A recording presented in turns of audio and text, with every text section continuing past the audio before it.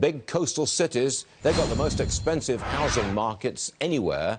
But my next guest says those coastal areas on your screen, home prices there could actually come down next year. Come on in, former HGTV host and realtor Mike Aubrey.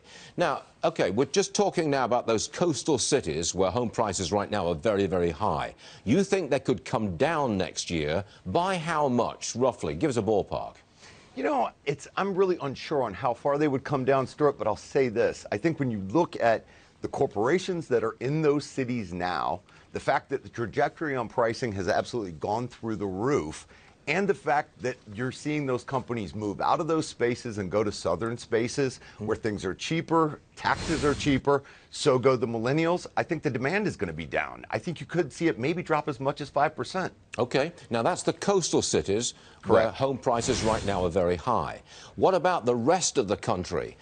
Because I think you're forecasting an uptick in housing, in the housing market, and maybe an uptick in prices, right? I am. I mean, so if those people move out of the coastal cities in California, New York, Boston, places like that, where are they going to land and who are they? I think they're going to land in southern cities like Austin, Charlotte, Nashville, Tennessee. I think that the problem is inventory is incredibly low right now, and I think it's going to stay incredibly low this year. That's really driven by the fact that boomers are retiring in place.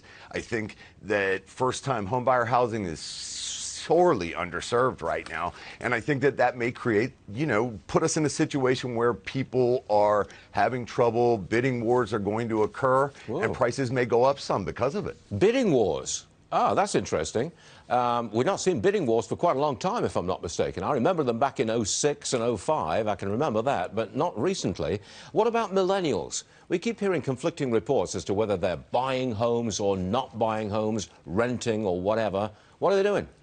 I think millennials are buying now. I think finally millennials have decided, okay, I've had enough. I'm going to get married. It's time to start having kids, and maybe I need to settle down. And what comes with that is their ability to want to put roots down. I think that they're starting to pay off their student loans some. They're starting to save some money so they have down payments for housing. And I think that what we will see this year is that millennials will be our biggest buying group. Way bigger than boomers, way bigger than Generation X. Where are they going to be buying? Because I think of millennials with money as in the coastal areas.